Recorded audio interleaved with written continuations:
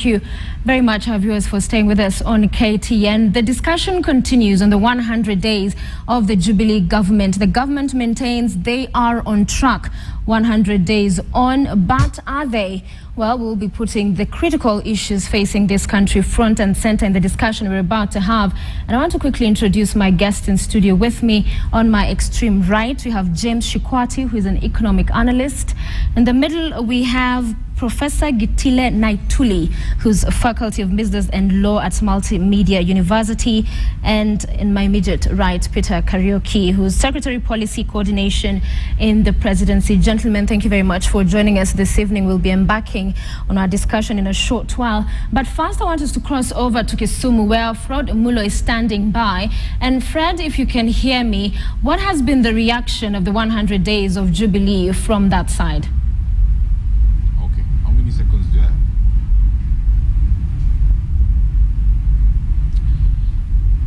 As would be expected in a city of 500,000 residents, opinion here is divided, and sharply so. On the one hand, we have those who are cancelling that we should take our time and be patient with the Jubilee administration. It's only 100 days. Their mandate is for 5 years, and the elections are not going to be held tomorrow. So they should be given time to perform the functions that they were elected to perform. But on the other hand, you have those who have been looking at the performance of the Jubilee government and saying, you know, this is actually worse than even the previous regime, the Kibaki administration. One issue, a number of issues that have come into focus. First of all, you have, of course, the teachers' strike, which admittedly the government bungled. You also have the issue of insecurity all across the country. And of course, there's the VAT bill that came up. A lot of people have been looking at all these things taking place, and they're saying, you know what? This regime is not as good as it's trying to make people believe. And do you know what is going to happen? They're saying it's going to actually get worse. Why? Because of the economic situation and, of course, the ICC cases that the president and his deputy are both facing that are coming up later on this year. So, mixed feelings on both sides. Mixed feelings on both sides of the divide. Maybe you can have a look at some of these opinions that we picked up today. I'm yet to see what the government intended to do concerning its manifesto. But so far, there's been so much noise on the side of the teachers. We expect to see more calm on the side of the teachers, and at the same time on the kids and their computers, we are yet to see. Hakuna madarasa ya kutosha, hakuna walimu wa kutosha. Teachers wako na mzigo sana, yani wanafanya kazi nyingi na hii. Mimi upande wa maternity, mimi nilitoka. Hiyo mara ya kwanza. Upande wa laptop, mimi sina mtoto kwa laptop. Upande wa laptop, sina mtoto wa standard 1 next year. Mtoto wangu wa last born ni form 4. Unaona? Angenifaidi na school fees, free school fees, kwa maana bado niko na mtoto form 2. Nothing has happened so far. Completely, absolutely, utterly nothing. Of which, let them put their socks. Look at my business. It's already gone down. It's become more worse than good because there's no money. Economy is gone so down. We don't know what they are actually doing. They better do something for us, at least, to enjoy what they had already promised to do for Kenyans. All right, those are some of the views coming from Kisumu County. We had our Fred Mulo earlier there talking about how divided the views are. Some, of course, saying not too badly, but majority of them saying it could get better. And as I introduced my panel earlier, let's get straight to the discussion. And gentlemen, I will begin by asking you 100 days on a scale of 1 to 10. Peter, where do you weigh in terms of the Jubilee 100 days in government? 8 out of 10. 8 out of 10? Yes. We'll first go to the numbers. We'll come back to your justification of that 8. It's quite a strong one. 6 out of 10. I'll say average. Average is which number? Give me a number. 50%. 5 out of 10. Yeah. Why 5?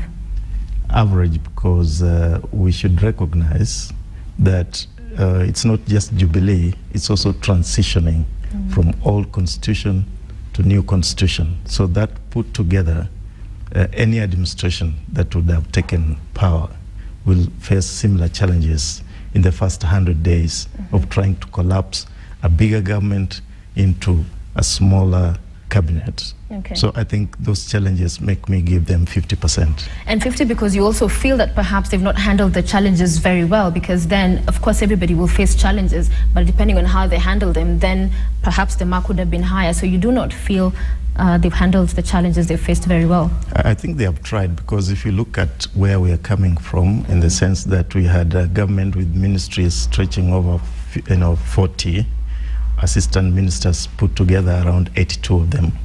And then you have to reorganize all this in 100 days to have ministries merged together.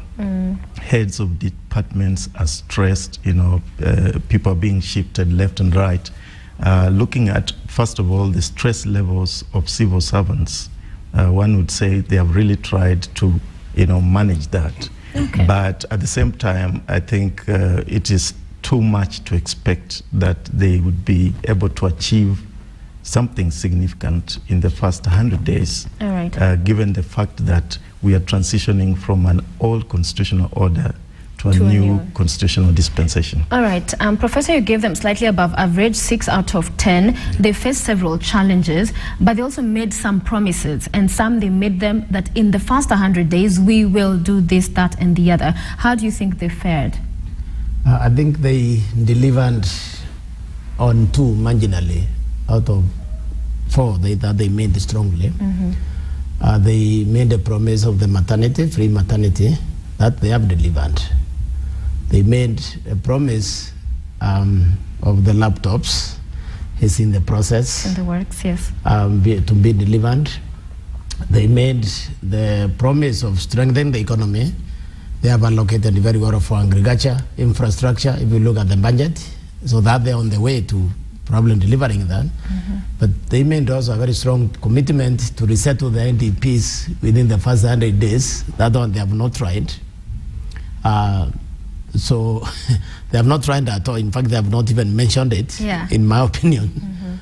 But of course, I want to agree with them also in a transition. There's challenges. Right. And this is not a simple transition, because we are moving from a centralized system of government to a devolved government. Then devolution, they have managed it very well. I will give them money for the devolution, because also they have stayed above the noise. Oh yes, there has been a lot of noise, Professor. And they have stayed above that noise, Yes. and they have calmly moved very systematically to reassure the doubting Thomases that they're on the course to delivering devolution. All right, let's come to karaoke. An 8 is a pass. Why an 8? Simply because, firstly, the things that we promised to do in the 100 days, we have done. Let's go slowly on we have done. Let's start with the laptops. We know it's in the works. Yes. Yes? The pledge was this, that this administration shall put in place measures to ensure that every child going to class 1 in the year 2014 shall have a laptop. Those measures are in place and already been implemented. All right, let me still on the same. Recently, we had Professor Kaimani, the Cabinet Secretary, Education, talking about that perhaps we should think of tablets, consider them, because in the five or so years to come, laptops will be obsolete, which made the critics of this project think, is the government just jumping in because they made a promise, or are they thinking it through from A to Z? We're making this promise, these are the benefits it will have, and it will be sustainable. Are we just jumping in to please Kenyans because we made a promise, or should the government take a step back, still implement, but perhaps put a more broader, holistic look and approach to these promises? There's a lot of women and men hours that has gone into planning for this particular program. And it is an e-learning program, so it is not just about delivering devices. It is about affecting and changing the delivery of education in this country. And so it is also part and parcel of implementing our new education laws and policy. And so it is not just a new thing that has come out of nowhere. And a lot of time has gone into planning this, even as we are looking at technology, what is here now, what is expected in the years to come. Government has been engaging just about any manufacturer. But you're not answering my question. Where is the holistic approach? Are they considering all the factors? Laptops might be phased out in the next 5 years. This is the cabinet secretary saying that perhaps we should go the tablets way or another way. So it's not just anybody in the streets talking about this, which begs the question, why are we then rushing into this? When he talks about perhaps, it should tell you that it is a matter that is being considered. What should we be investing in now? Both the laptop option is an option. But as we look at the devices, which has been considered, the key question is, can this particular device deliver an e-learning program? And I can tell you for a fact, this is not just a by the way. It is being considered, it is being planned for. The resources have been put in place, both from the curriculum side, from the content side, from the device side, already in place. All right. And this is an ongoing program. Kariuki, we'll get back to this discussion, gentlemen. I want to also have your views on that. I know you wanted to poke some holes into what he's saying, but I want to first to cross over to Mombasa. Ferdinand Omondi is standing by there for us. We know the Jubilee government did not get so much in the election from that side of the country. What is their overview? What is their way of how the government has performed in the last 100 days? How do they weigh the government's performance? Well, here in the Coast region as well, that those pertinent issues that the people have really felt should have been addressed, as much as in those 100 days, they are willing to give that spare on the road, so that do not give them that spanking just yet. But the general assessment is that the Jubilee government has flattered to deceive, especially on the issues facing the Coast region. Top on the agenda, the elephant in the room, is the issue of land. They say no tangible efforts have been made, and also have the issue of drugs and, of course, joblessness. But this is what the people said, from the peasants to the leaders. Serikali hii kusema kweli, mimi kwangu, kwa pande ya kwangu, wanafanya mengi na wanajaribu. Ni kuzungumzia mkoa wa Pwani, kusema kweli mengi hayajatendeka, hasa kuhusu mambo ya kazi. Maana kazi wapewe watu wote, shona, sio uchague wewe kama baba, wewe sio uchague kijana wako mmoja. Na kusema kweli nafikiri hakuna kitu cha kusisimua katika upande huu wa mkoa wa Pwani, kuna kwamba ardhi imepatiwa kipaumbele. Hakuna mambo mengi yamefanyika. Nafikiri hata unaona sasa hivi mambo ya ugatuzi pia bado tunazozana hapa na pale. Wangetimiza hiyo kwanza, ile ya laptop.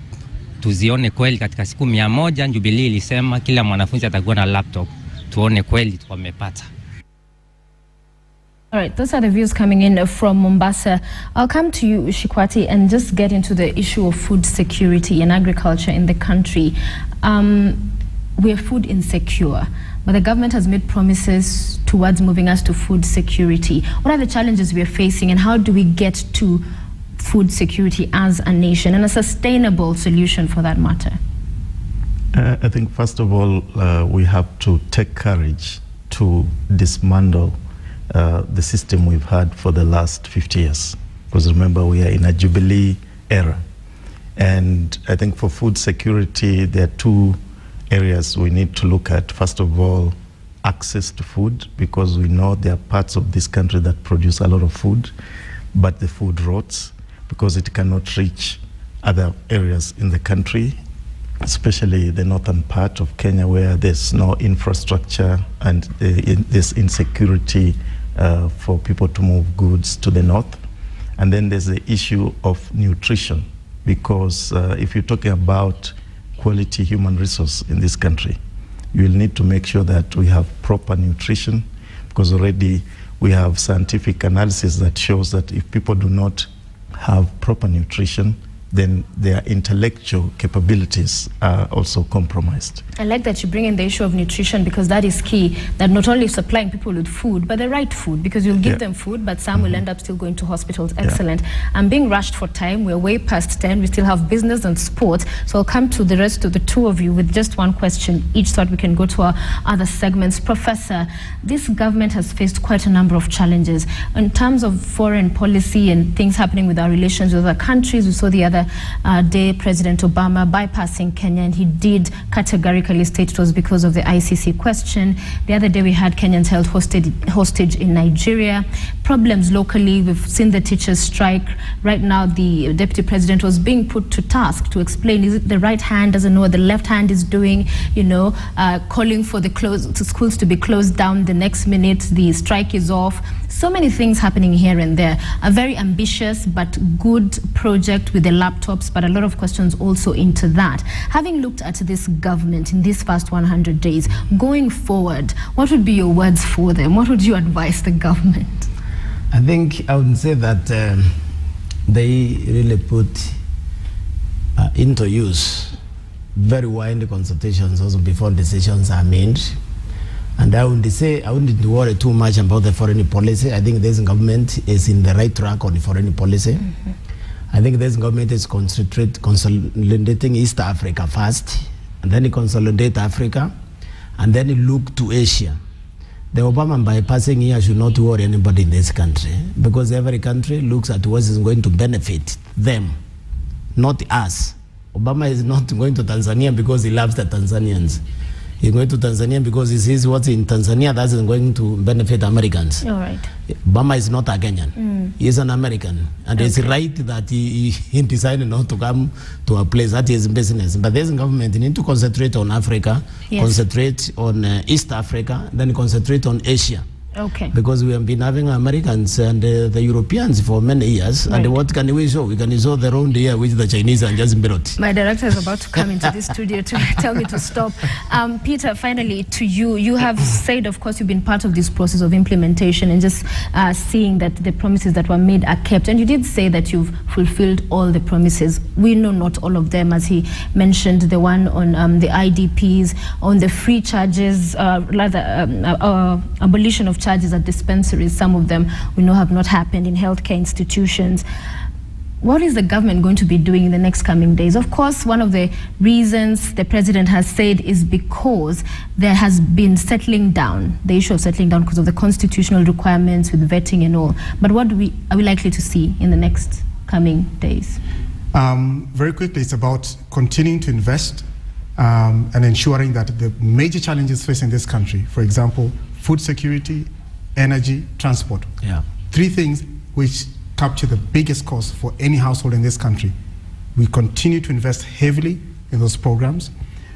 We continue to look for innovative ways to spark an industrial revolution in this country, increase employment opportunities, access new markets for Kenyan products. This is going to be a very robust program moving forward. Right. But a quick correction, the IDP question was not a 100-day pledge.